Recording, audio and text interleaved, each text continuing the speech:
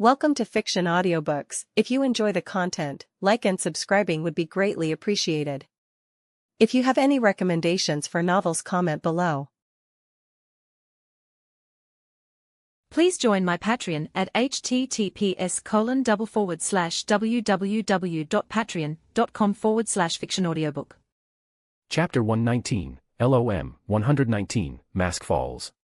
Klein froze, a strange mix of emotions swirling within him. He knew exactly why the Fool's honorific name was so telling. It was designed by him, a transmigrator. Unable to hold back, he said, "That was pretty reckless. What if the Fool was an evil god?" "I'm not scared. Did you forget I have a teacher?"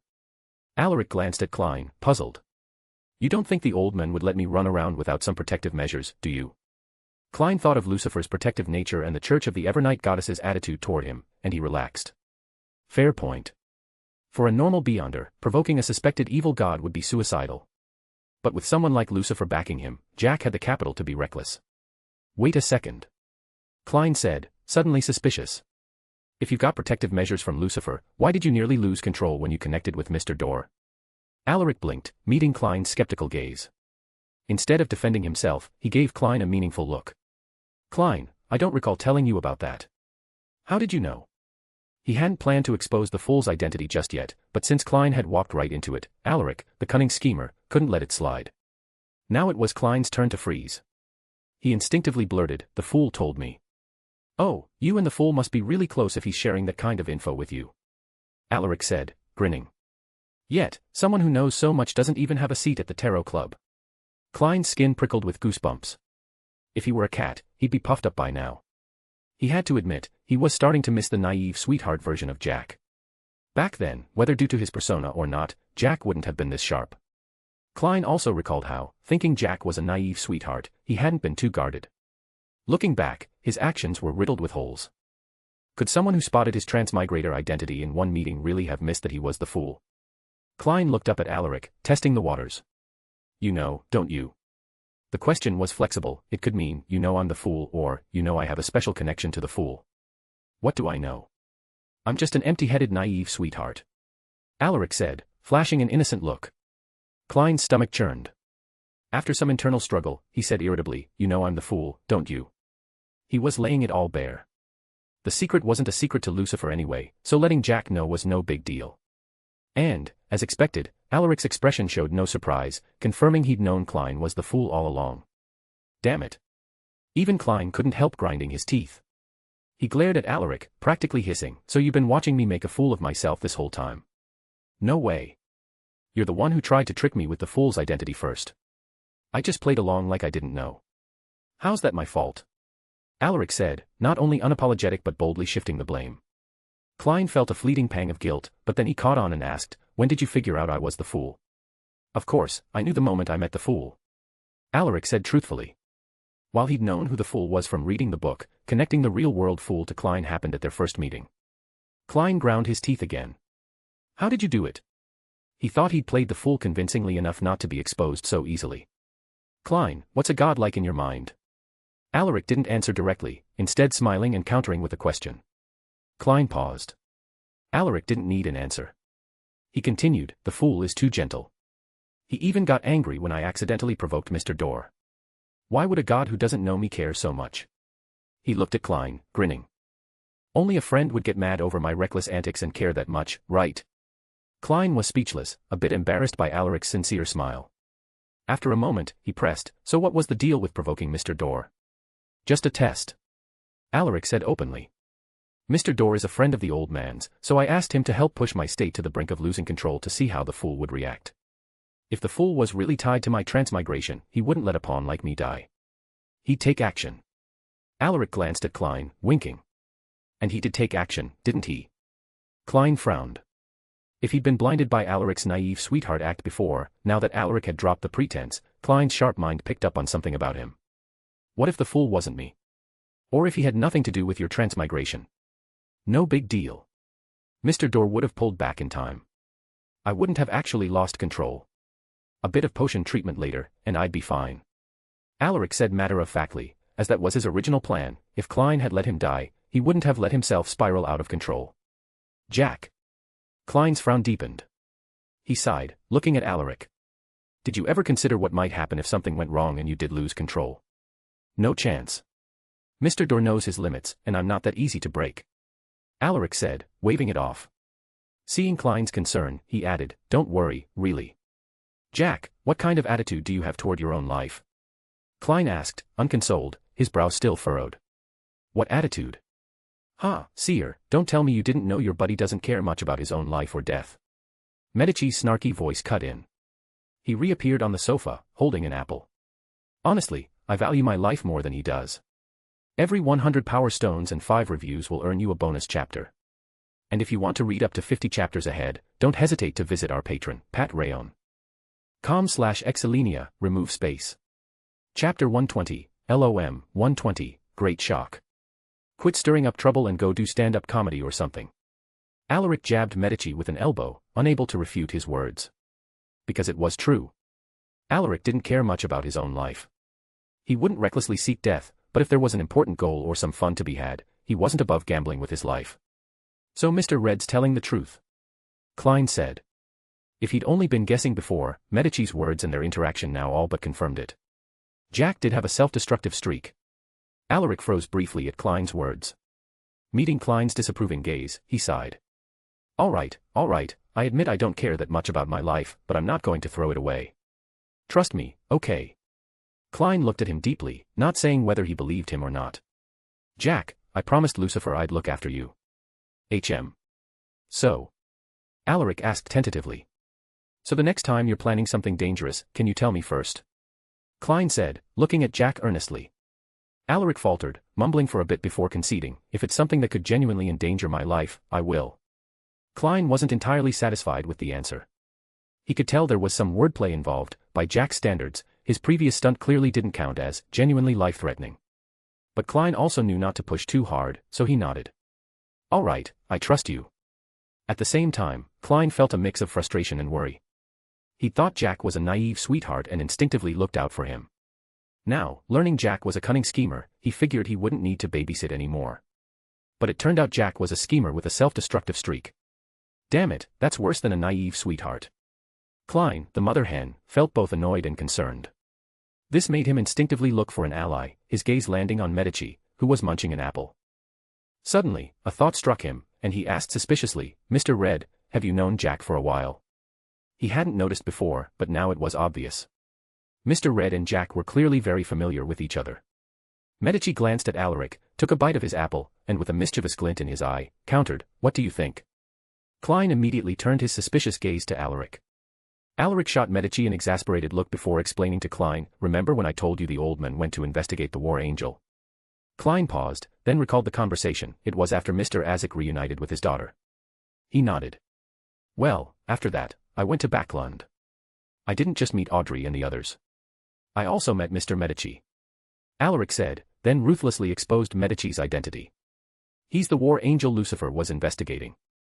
Klein blinked, stunned, and looked at Medici. He'd guessed Medici wasn't ordinary, but he hadn't expected this. After Derek joined the Tarot Club, Klein had learned what an King of Angels meant. So, this was the War Angel who once followed City of Silver's creator. Recalling Medici's motherly behavior over the past few days, Klein felt a wave of shock. What's with that look? Is it weird that I'm a War Angel? Medici narrowed his eyes, his smile carrying a hint of danger. No, just a bit surprised. Klein quickly shook his head. Looking at Medici, he couldn't help adding, I didn't expect a War Angel to be so good at taking care of people. I thought you'd be more iron-blooded. You don't get it, do you? Caring for others is a hunter pathway tradition. Medici's a top-notch mother hen. City of Silver's creators' kids were practically raised by him. Alaric said eagerly, giving Klein a crash course. More weird knowledge added to the pile. Klein suddenly found it hard to look at the hunter pathway the same way. Look at the people it produced, the pure-hearted Blood Emperor and the motherly War Angel. If the top high sequences were like this, what about the rest? Is Medici your real name, Mr. Red? Klein asked, suppressing his urge to snark and testing the waters. Yes, Medici's my real name, but Mr. Red isn't wrong either. War Angel's also called Red Angel, so you can keep calling me that. Alaric explained.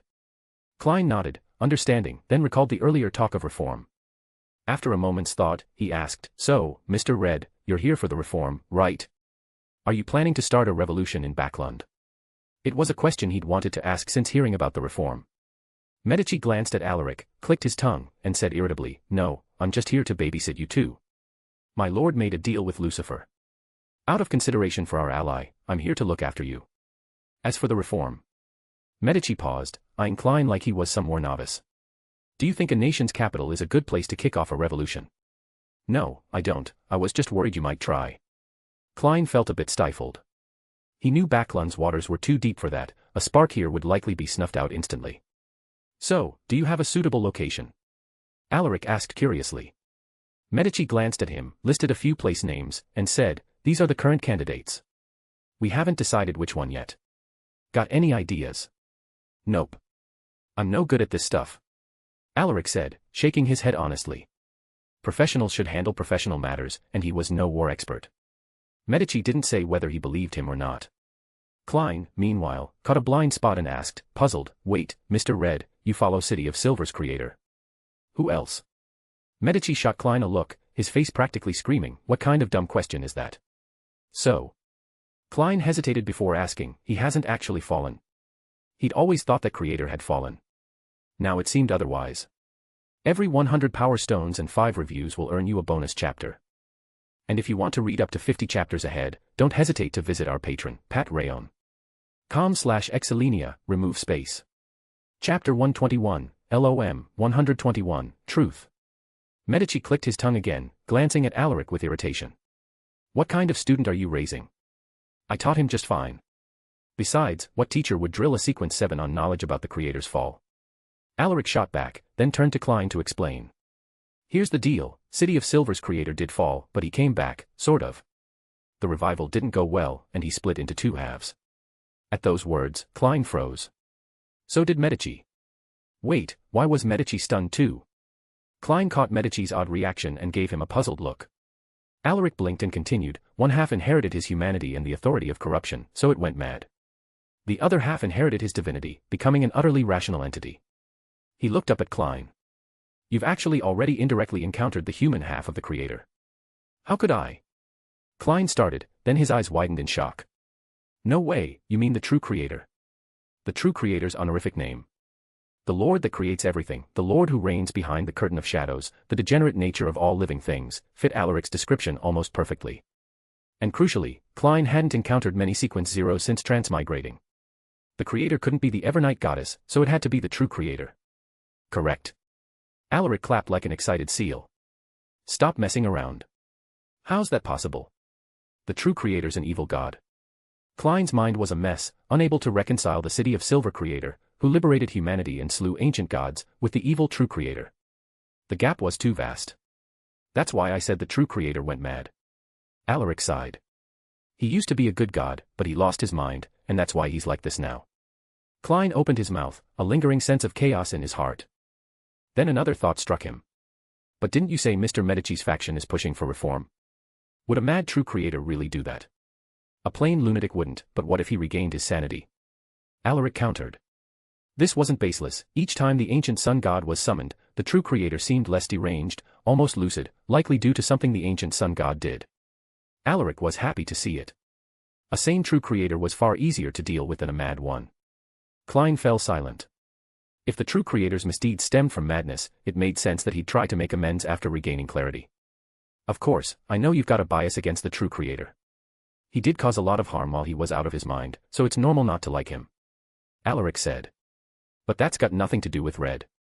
He's only recently been revived and didn't partake in the true creator's misdeeds, so you don't need to feel uneasy about him." This was the truth.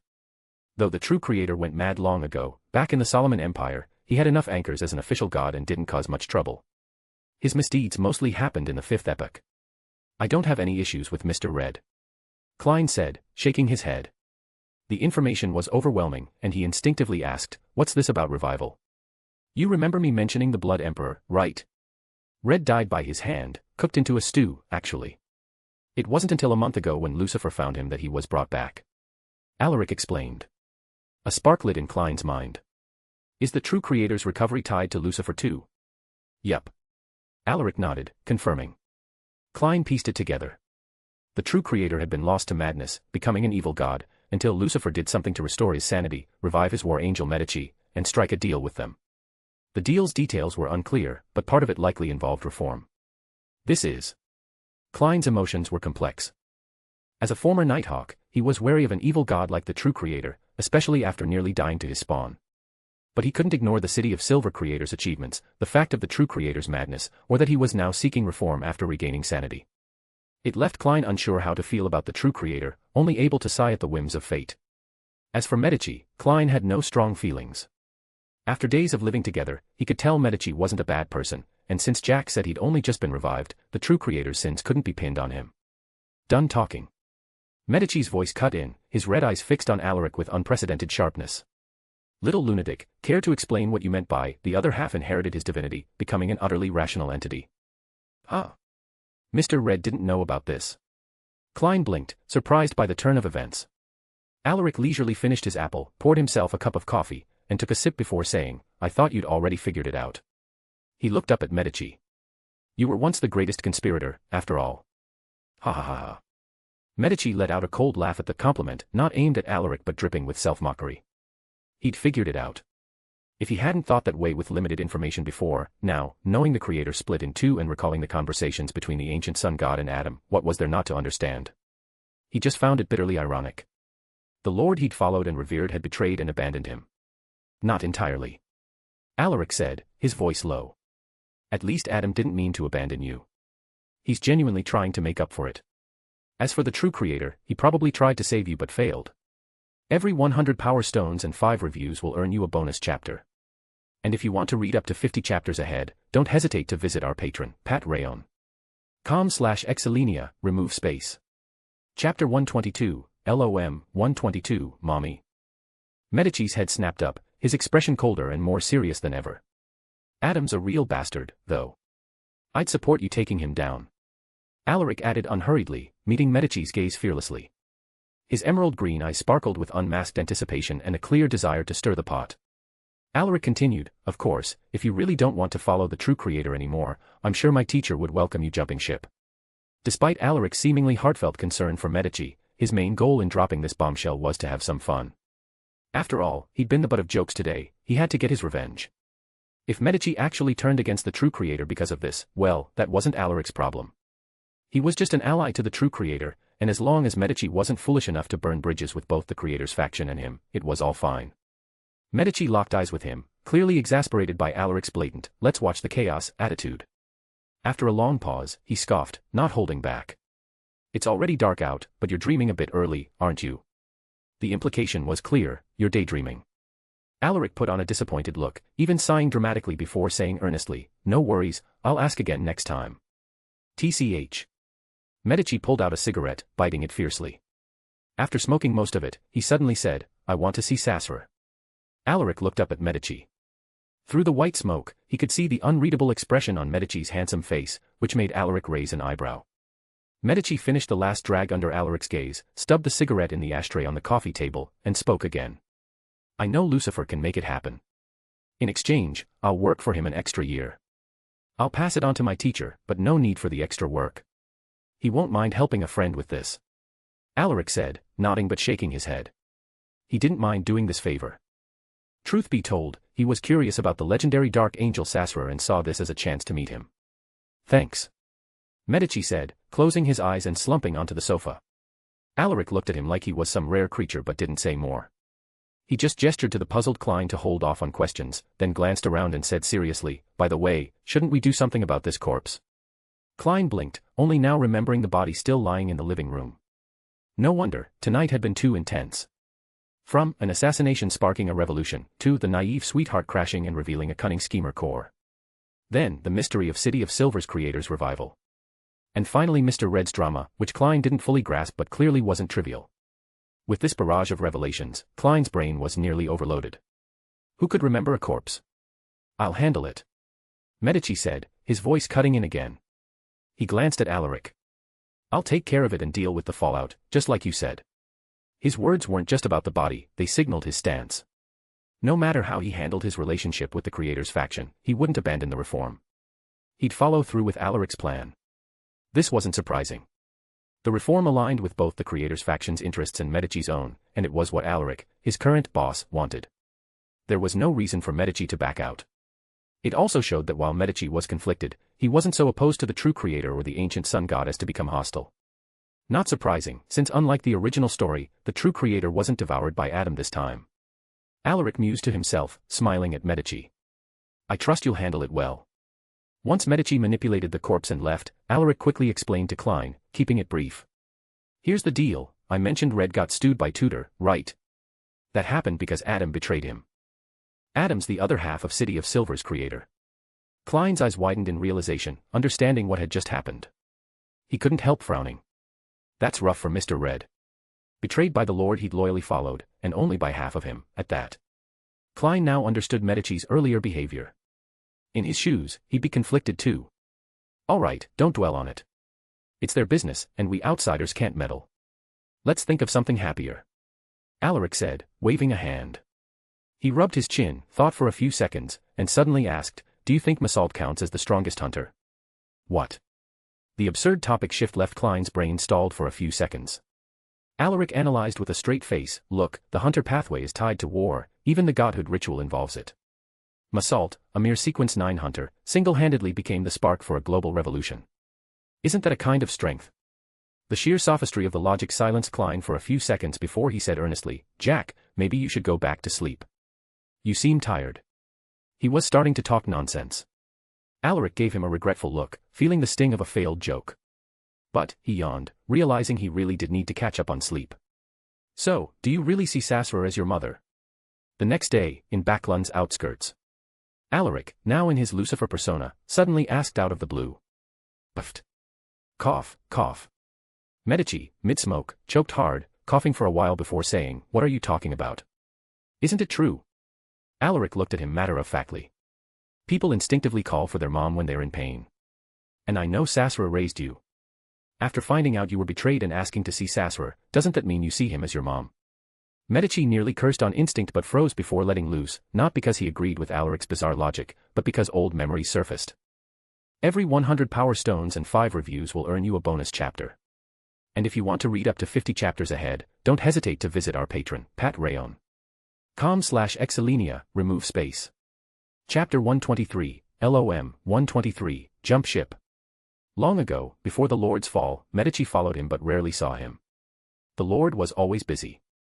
Most of the time, when Medici got into trouble or caused a mess, it was Sasra, the Lord's avatar and left hand, who handled things. Sasra kept the divine kingdom in order and mediated conflicts among the kings of angels. Back then, Medici would indeed go to Sasra to vent, mostly to rant, cursing Leodoro as an idiot one day, calling Ouroboros a moron the next, always an equal opportunity critic. Sasra would listen quietly, then offer solutions, acting like a proper priest or a mother. Ugh. Medici shook his head hard, trying to dislodge the bizarre thought. He blamed Alaric for planting such a weird idea in his mind. No, it's because deep down, you do think that way.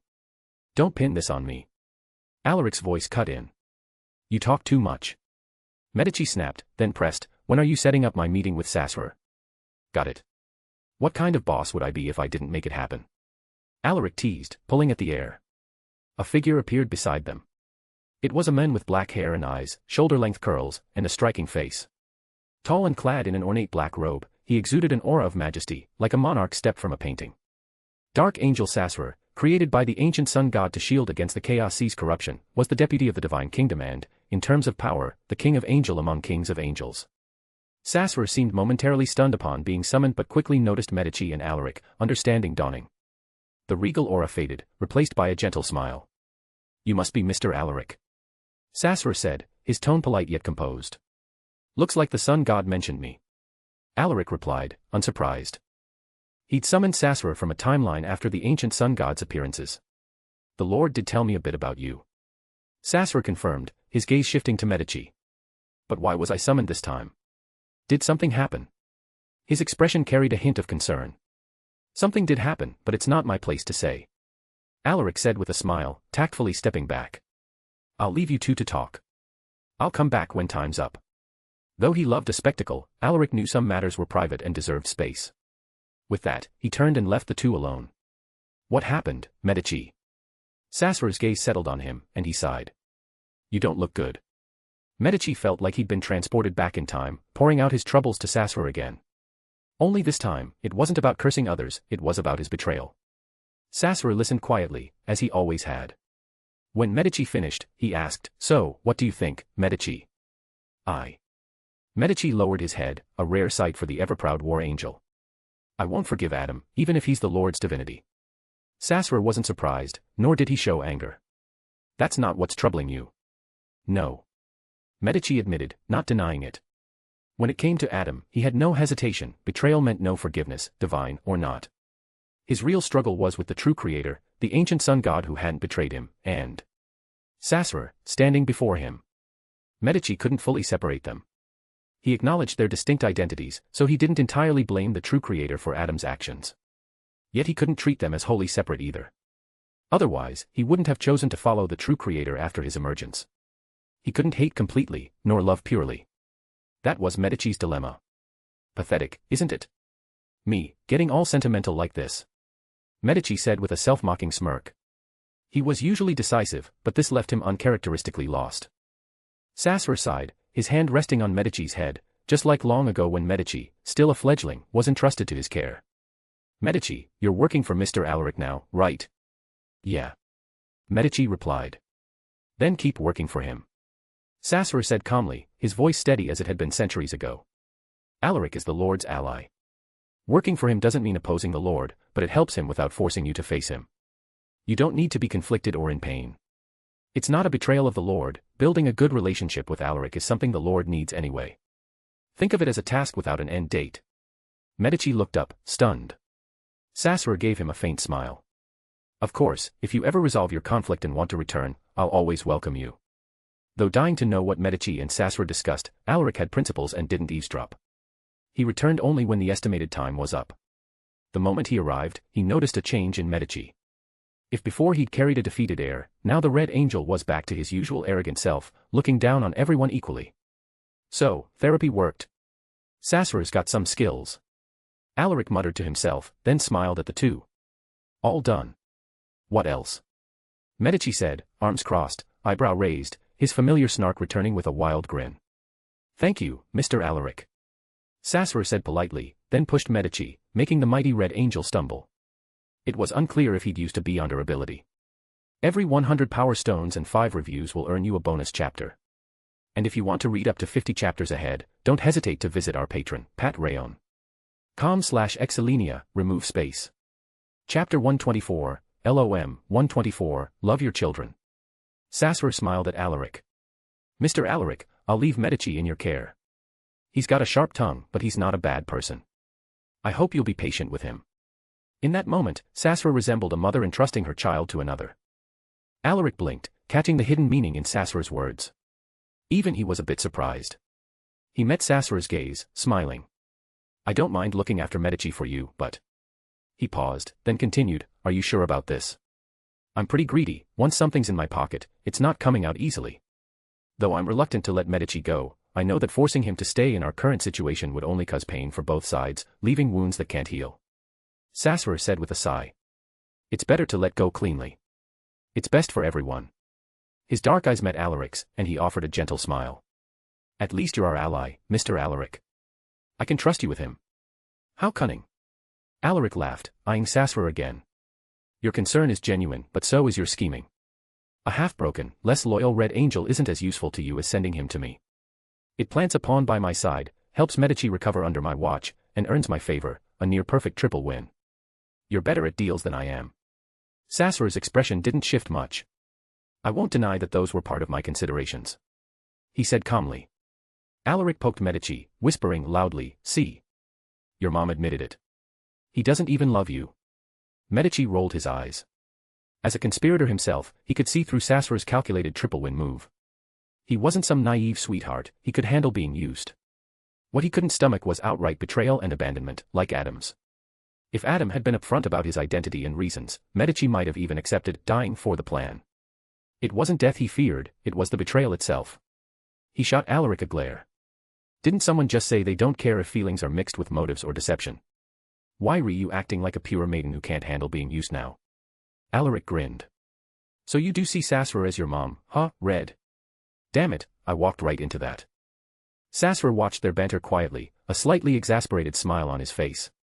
So you've always seen me as a mother, Medici. Medici felt a twinge in his stomach. He glared at Alaric before turning to Sasser. You know he's spouting nonsense. It's just been a while since I've seen you like this, so I couldn't resist teasing. Sasser said, his smile almost tender, revealing a glimpse of his true nature. The dark angel was less pure white and more a cunning schemer. Medici nearly rolled his eyes again. Damn it, the whole world's full of jokers. This place is doomed. Sasser's expression grew serious. Though I can't quite fill the role of a mother, if you're willing to see me as a guardian, Medici, I wouldn't mind. Medici, usually so quick-witted, was at a loss for words. So he is a mother hen. Alaric chimed in, summing it up. Then his expression turned serious. Now for the question, Mother hen Sasser, do you love your children? Medici's body stiffened. He wanted to curse Alaric for the absurd question but couldn't help glancing at Sasser, curious about his answer. I don't have just one child. Sasser said, his gaze gentle yet firm. He looked at Medici, then Alaric. But I think I do love my children, all of them. Alaric clapped like an excited seal. Medici, meanwhile, looked petrified, as if turned to stone. It was hard to imagine the Red Angel in such a state, like a kid flustered by praise or someone who'd eaten a strange mushroom and seen something unbelievable. But why not a father? Sasser raised an objection. I don't think I have anything that'd cause a gender mix-up. Because the father slot's already taken. Alaric said, looking at Sasser matter-of-factly. Grisha's the classic savior-type dad. With him as the father, you've got to be the mother. And... Alaric winked. You're Eve, right? Sasser's smile carried a hint of resignation. He shook his head, conceding. Fine, I'll respect your perspective. Alaric, as if sensing something, eagerly asked, Mr. Sasser, I've always been curious about something. What's that? Sasser looked at him, puzzled. Are you really always working overtime? Alaric asked with a straight face. Even Sasser froze, caught off guard by the leap in logic. After a half-second pause, he nodded. As the deputy of the divine kingdom, I handle most of its affairs for the Lord. I suppose you could say I'm always working overtime. Alaric's face turned sympathetic, then serious. That's so unfair, Sasser. How can one creator handle most of the work? But I'm the Lord's avatar. My purpose is to manage these things. Sasser explained. Even avatars deserve rights. Alaric declared passionately. Times have changed, Mr. Sasser. You can't forget the 8-hour workday and weekends. You've got to fight for your rights. If you're this overworked, what about the people below you? You've got to set an example. Every 100 power stones and 5 reviews will earn you a bonus chapter. And if you want to read up to 50 chapters ahead, don't hesitate to visit our patron, patreon.com/exilinia, remove space. Chapter 125, LOM, 125, Quitting. Sasser fell silent, momentarily entertaining the thought, should I actually protest to my original self? But he quickly snapped out of it, rubbing his temples. The Lord has more important matters to handle. Important how? Like, the world will end if he doesn't deal with them. Alaric cut in, his words rapid, instilling a sense of urgency. Well, no, not quite. Sasser, caught up in the momentum, answered instinctively. Exactly. If it's not world-ending, it's not that important. He's just slacking off, trying to enslave his avatar. Alaric pressed on without pause, placing a hand on Sasser's shoulder with an air of indignation. He doesn't respect you as an avatar, just treats you like a disposable tool. What? But I am a disposable. Sasser began, only to be interrupted again. Alaric looked at him, exasperated. Don't sell yourself short. No one should be a disposable tool. Have you forgotten about equality? Mr. Sasser, you've got to fight for your rights. Is that how it works? Sasser, dazed by Alaric's barrage, started to follow his logic. After a moment's thought, he shook his head with a wry smile. Mr. Alaric, what are you really after? Just think avatars deserve rights too. Alaric said earnestly, then blinked and added, and, you know, laying the groundwork to poach you later. Poach. Sasser was genuinely stunned, pointing at himself. Me. But I'm the Lord's avatar. So what? Avatars can jump ship too. And I'm seriously short on people like you who can keep an organization running smoothly. Alaric said, utterly serious. Management and administration were talents, and Sasser clearly had them in spades. Of course, the real kicker was that Alaric wanted to stir up some fun. An avatar rebelling against its original self. That'd be a riot. Thank you for the flattery, but I'm not planning to jump ship just yet. Sasser said after a pause, unsure how else to respond. No problem, I'll ask again next time. Alaric waved it off generously, then added, but I meant what I said earlier, Mr. Sasser. Don't you think you deserve some vacation time? No one should be content being a tool. Sasser fell silent again, opting to change the subject. I heard you and the Lord are planning a reform in this era. Perhaps I can offer some help in that regard. Thanks, Mr. Sasser, but I'm not handling the details, just the big picture. You'd need to talk to Red for the nitty-gritty. He's in charge of the actual operations. Alaric said, thanking him before promptly selling Medici out. But there's not much time left today for a discussion. I can at least get a general sense of things. Sasser said, turning to Medici with a gentle smile. Medici, now recovered from his earlier emotional turmoil, briskly briefed Sasser on Lone's current state and his scouting results. After a few minutes of discussion, Alaric checked his pocket watch. Time's up. Looks like we'll have to continue next time. Sasser said, smiling at Alaric. Thank you, Mr. Alaric, for giving me this chance to see the future world and for looking after Medici. No need to thank me. See you next time, Sasser. Alaric waved, then dispelled the summon. He turned to Medici, who looked a bit wistful, and grinned. I recall someone telling me not to daydream. Medici's expression stiffened. He ground his teeth but only managed a dry, I'm just following the Lord's will. Oh, sure, sure. Alaric's face screamed, I totally believe you. Then he added, don't worry, I treat my employees well. You'll get to reunite with family every 3 months. Medici's brow twitched, sensing trouble. So no need to be sad. Every 3 months, I'll make sure you reunite with your mom. Alaric said matter-of-factly, then added as if struck by a thought, of course, Mr. Sasser's a top talent. If he's willing to help me out, I wouldn't mind summoning him more often, so you'd have plenty of chances to see him. His expression shifted between wanting to strangle Alaric and a flicker of anticipation. Finally, he said, Sasser's never going to work for you. Give it up. Never say never. Alaric replied confidently, glancing at Medici. And I know you're actually touched. After all, their bond was over 70% now. Alaric could even borrow Medici's weather warlock-level powers. Among the big shots, aside from Isaac, Medici had the highest favorability. The former greatest conspirator was truly straightforward. Of course, if you counted everyone, the fool still held the top spot in favorability. Shut up. Medici couldn't help rolling his eyes. Fine, I'll respect your wishes. Alaric said, mimicking zipping his mouth shut. Third epoch, the kingdom ruled by the ancient sun god. Sasser opened his eyes, taking in the familiar surroundings, realizing he'd returned to his own era. What happened? A familiar voice asked. The ancient sun god was watching him quietly. Sasser recounted the events in the fifth epoch, then looked at his original self, pausing. Forgive my presumption, but I truly hope Medici isn't bound by the past. He deserves a future. I don't blame you. I, too, feel guilty toward that child. This is for the best. The ancient sun god said, seemingly sighing. Sasser exhaled in relief, but Alaric's words inexplicably resurfaced in his mind. On impulse, he said, Lord, there's one thing. What's got you so hesitant? The ancient sun god asked, puzzled. Do you think avatars should have an 8-hour workday and vacations? Sasser asked after a moment's hesitation. Even he fell silent, looking at the faintly intrigued Sasser, already guessing what had happened. He rubbed his temples. Alaric, truly a master at swaying hearts. Every 100 power stones and 5 reviews will earn you a bonus chapter. And if you want to read up to 50 chapters ahead, don't hesitate to visit our patron, Pat Rayon. com/Exilenia, remove space. Chapter 126, LOM, 126, Strange Knowledge. You're back. Klein, engrossed in a newspaper in the living room, looked up at the sound of the door opening. Alaric and Medici walked in, one after the other. Alaric seemed his usual self, while Medici, though much better than his earlier gloom, appeared somewhat irritable. Why does it look like Mr. Red wants to punch Jack? Klein muttered to himself, though he felt relieved. Their demeanor suggested the issue had been resolved. Then he watched Medici head straight to his room. What did you do to tick off Mr. Red this time? Klein asked Alaric, concerned. Be careful, or he might actually beat you up. I can't stop an angel. No way, I just took Red to see his mom and witnessed some heartwarming family bonding. Alaric said, waving it off and starting to spin a tale. Don't let Red's tough, 2-meter-tall warrior vibe fool you. Deep down, he's a mama boy. What? Klein froze. His mind conjured Medici's towering, sword-wielding figure, then pictured him nuzzling into his mother's arms like a fledgling.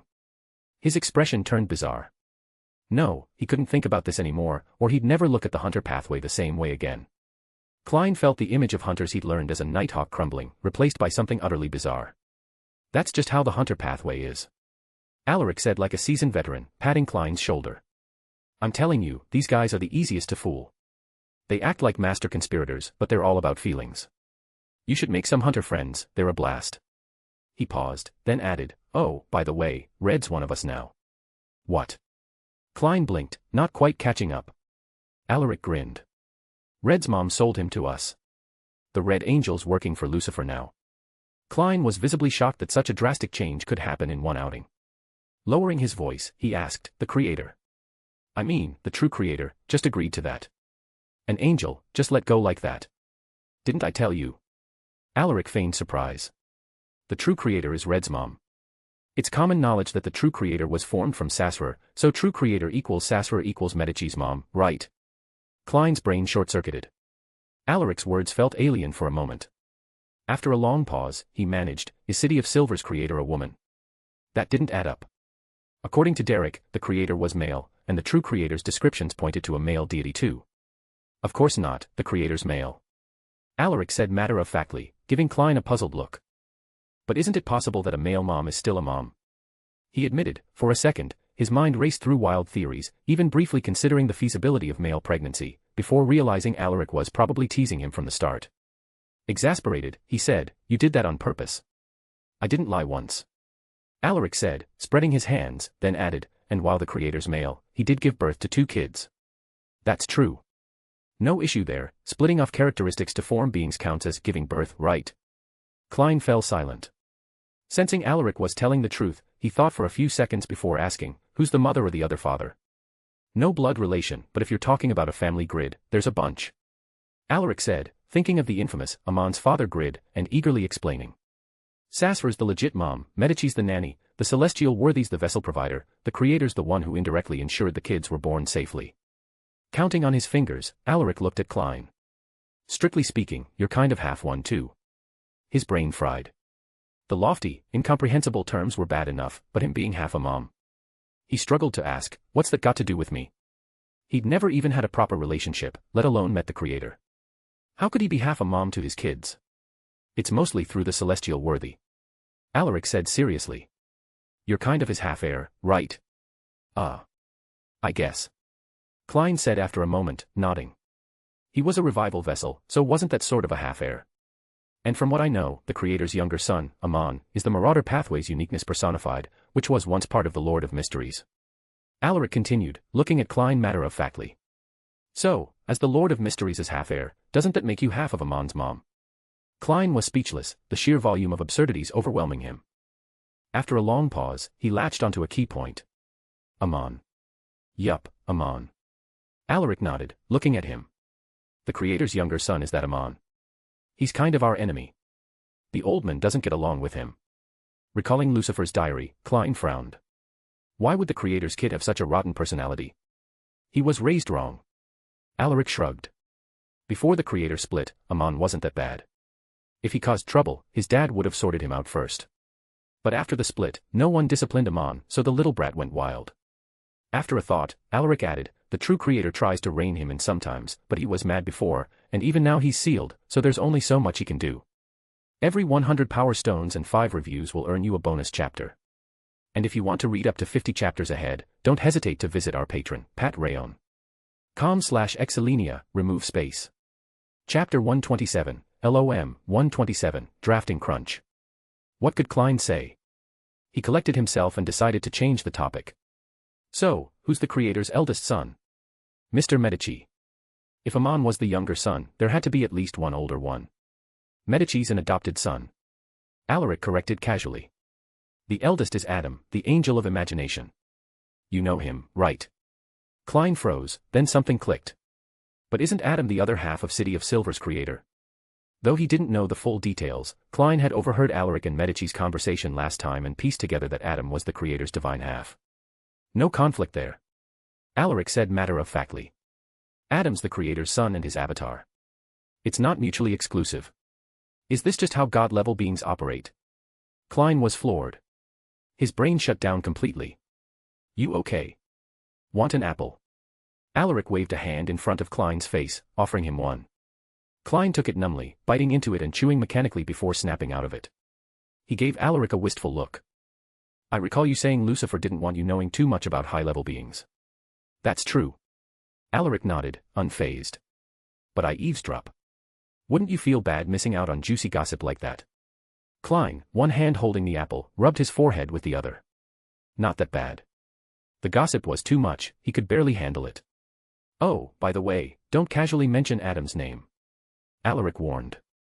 The visionary pathway has the all that is spoken is known trait, like Quill of Alzahad. Say his name, and he'll sense it. Klein jolted. As if that wasn't enough, Alaric added leisurely, but it doesn't really matter if you do. Adam's always blended into the air around us.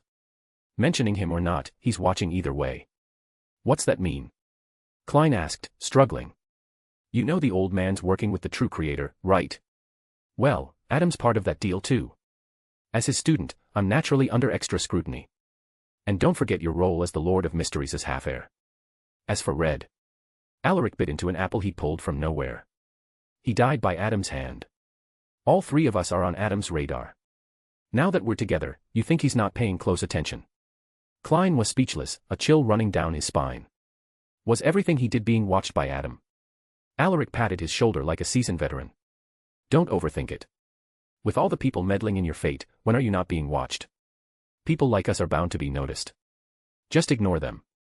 Oddly, the words calmed Klein.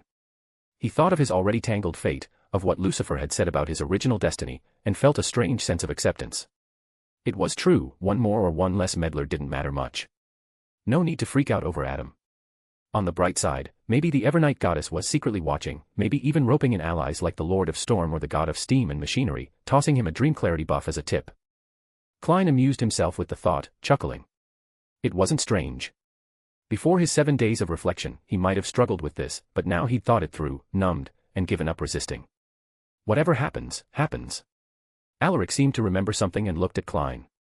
By the way, Sherlock, want to meet a new friend. What new friend? Klein asked instinctively. If all goes well, tonight's a full moon, so I can connect with Mr. Dorr. Want me to introduce you? Alaric suggested eagerly. You could join me for a lesson too. No need to worry about Klein's identity being exposed. Alaric could clear it with Mr. Dorr beforehand. Lesson. Klein hadn't expected that. Yeah, the old man's too busy to teach me lately, so he got me another tutor. Alaric said, shrugging. Wanna sit in? Klein was tempted. After a moment's thought, he nodded. Sure. That night. When Klein entered the study, he found not just Alaric but Medici in a corner, scribbling furiously. Is Mr. Red contacting Mr. Dorr too? Klein asked, curious about Medici's frantic writing. Red and Mr. Dorr are old acquaintances, not super close, but he's planning to say hi. Alaric replied casually. Medici's presence was unexpected. He'd been writing in the study, and when Alaric tried to shoot him out, Medici asked why he needed the room. Alaric told the truth, and Medici said he hadn't seen Bethel in a while and wanted to catch up. Alaric knew Medici wasn't just after a friendly chat, he likely wanted to observe Mr. Dorr's condition up close. After all, someone as corrupted by outer deities as Bethel, yet pulled back, was a rare case.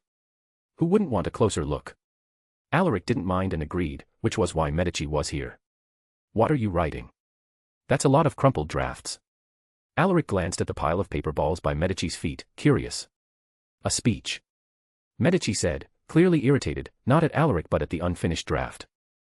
After pausing again, he burned the paper in frustration. Sasser asked me to write a speech for the reform. TCH.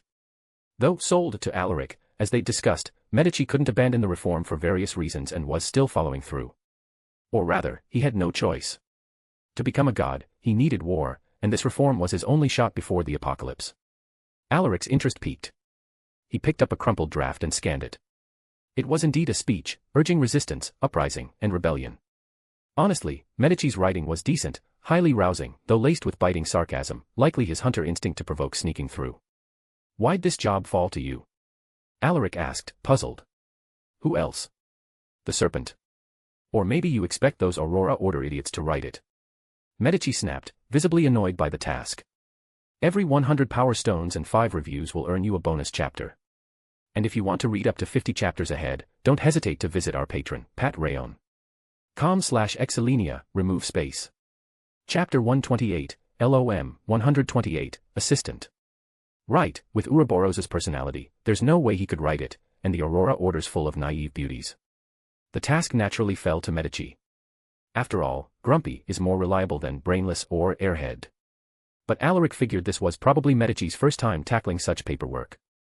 His irritation mirrored a student scrambling to finish a thesis, likely squeezing out words one by one. He could write, sure, but he definitely didn't want to. Poor guy. Alaric said, giving Medici a pitying look. Back in the day, this kind of clerical work would have been handled by professionals. Sasra or Herabergen in the Sun God's era, or the True Creators team during the Solomon Empire, with plenty of talent to spare. Medici just had to focus on fighting. Now, with the smart ones gone, the Red Angel had to carry the flag. The thought of Medici handling most of the reform's practical and paperwork duties made Alaric feel a twinge of sympathy. Reform wasn't simple. It wasn't like an external invasion where the ancient sun god could just wipe out all enemies. He could pummel the 7 gods, force angel families like the Augustuses to issue new policies, but what good would that do? People accustomed to exploitation wouldn't change just because of a new law. They might not even take it seriously. And the oppressed wouldn't easily trust those policies either. The root issue was a sick society. The biggest exploiters, like the Augustuses, were part of the problem, but they weren't the only ones. To the lowest rungs, even a factory supervisor could be an oppressor. Could the ancient sun god kill them all? Even if he pushed policies by force, he couldn't monitor the world 24/7 or reach every individual. He might change Backlund, but countless places were beyond his direct influence. No matter how strong the ancient sun god was, he was just one being. Even with the Creator's faction, they were a drop in the bucket. The churches, always stretched thin by beyonder incidents, couldn't spare manpower either. They couldn't just ignore those incidents for the sake of reform, could they? Relying solely on them wouldn't change the world. The ancient sun god's strength was a powerful asset, but the people's own power was key. For effective reform, the oppressed had to rise, learn to resist, and take control of their fates. They needed to know their exploiters weren't dealing with docile lambs, only then would the oppressors fear and relent. The ancient sun god could help them stand, shield them from upper-level pressure, teach them to wield power and weapons, and give them courage. But he couldn't stand for them. People had to become their own saviors to find true light. And that required immense effort, starting with guiding their mindset. Reform didn't end with uprising. Reconstruction after destruction was harder, ensuring people's livelihoods, creating a positive societal cycle, all of it needed consideration. That's why Alaric refused to directly join the reform, it was too much hassle. Leave it to the pros. He was fine nudging from the sidelines or lending muscle when needed, but nothing more. What's with that look? Medici snapped, growing more irritated at Alaric's blatant pity. Just trying to offer a little help.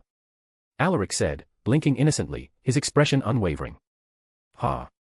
Medici raised an eyebrow, twirling his pen. His red eyes fixed on Alaric. What, the guy who deserves to be strung up on a lamppost finally grew a conscience? You know that meme. Did the sun god teach you? Alaric looked at Medici, slightly surprised, then huffed. And what's this about conscience? I've always been a very ethical businessman. TCH.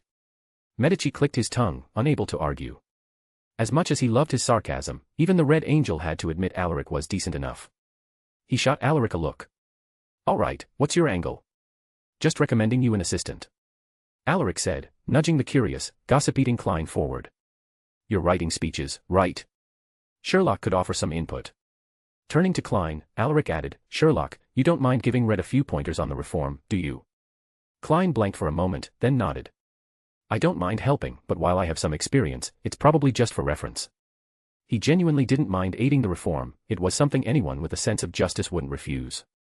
But Klein wasn't an expert, just someone with a bit of knowledge from school and armchair theorizing. His experience couldn't directly apply to lone society, different contexts meant it could only serve as a rough guide. Him. Medici's gaze landed on Klein, skepticism written all over his face. It wasn't that he looked down on the kid, but this kind of work required real expertise. If Medici hadn't followed the sun god, he wouldn't have understood the kind of world his lord wanted or how to achieve it. Give it a shot. It won't take much time. Alaric said, then pivoted. But since he's helping, he'll need compensation. Sherlock's got his own stuff to do, he can't work for free. With Rosego's bizarre plans derailed, likely never to challenge Klein again, Alaric figured he'd make it up to him. Helping Medici with speeches was a solid way to earn a living. Every 100 power stones and 5 reviews will earn you a bonus chapter. And if you want to read up to 50 chapters ahead, don't hesitate to visit our patron, patreon.com/exilinia, remove space. Chapter 129, LOM, 129, Red, Door, Fool, and Chaos. Medici raised an eyebrow, a smirk curling his lips as his red eyes flicked to Klein. After a moment, he looked away. Fine. If this kid can actually help, I'd even hunt down a marionettist for him. Deal. Alaric said, grinning at Klein. Go for it, Sherlock. Impress Red, and you won't have to worry about potions up to demigod. If Klein's initial motivation was humanitarian, now he was genuinely intrigued. His gaze landed on Medici, who promptly handed over paper and pen. Write something, great detective. Let's see what you've got. Medici said, his tone half lazy, half sarcastic. What's the theme? Who's the audience? Klein asked instinctively, his old work habits kicking in. Medici laid out the requirements concisely. Klein listened quietly, a thoughtful look crossing his face. After a few minutes of reflection, he scribbled a title on the paper and began writing furiously. When the full moon arrived and Mr. Dorr reconnected with Alaric, the now lucid Bethel, thanks to recent treatments, saw 3 people huddled in the small study, whispering intently. 2 were familiar, Alaric and Medici, a colleague from the Solomon era. The third was unfamiliar, but Bethel sensed a familiar aura. Sapphira Castle. So, Alaric's student was the future Lord of Mysteries. Bethel had his suspicions. Seeing the trio deep in discussion, oblivious to him, he coughed through the connection. Ahem, what are you all doing? He asked, curiosity piqued. We're planning the reform. Alaric answered absently, then realized the full moon had arrived. He coughed awkwardly. Bethel, you're here. With a snap of his fingers, Alaric pulled Medici and Klein into the channel, forming a temporary group chat. Well, if it isn't Bethel. Looking pretty rough after all this time, huh? Medici opened with his signature snark. Long time no see, Medici. I thought you'd be long gone, not even ashes left. Bethel replied calmly, but clearly a master of subtle jabs. Thanks to that lunatic you followed. His aim was off, didn't finish me off. Medici sneered, ostensibly mocking Tudor's poor aim but really targeting Bethel's choice to follow the Blood Emperor.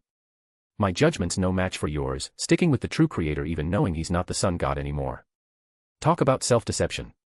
Bethel said, his voice still calm, tinged with a sigh.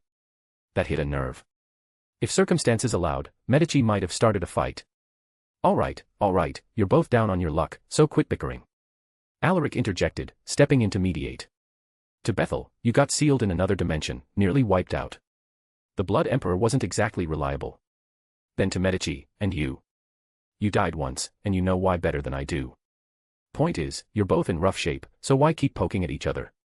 In one swoop, Alaric struck both their sore spots. Klein, listening, wanted to speak but held back, then tried again, only to stop. Finally, he decided to divert attention to spare his friend a double beating. Clearing his throat, he said, Mr. Bethel, hello. I'm Sherlock Moriarty, Jack's student. I'll be studying with him under you. Please guide me. Hearing this, Bethel dropped Medici, giving Klein a top-to-bottom scan through the connection. Hello, Sherlock. May I call you that? Of course. Klein nodded eagerly, visibly nervous. Truth be told, studying under Mr. Dorr filled Klein with both excitement and nerves. This was the Mr. Dorr. Sure, Medici was a war angel, but Klein didn't know much about that, and after living with him for days, he hadn't fully registered Medici's angelic status. Mr. Dorr was different, the apprentice pathway's top figure, a near true god. No need to be nervous. Just treat me like a regular teacher.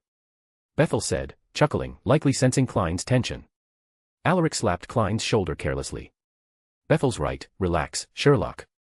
It's just a king of angels. You've dealt with them before.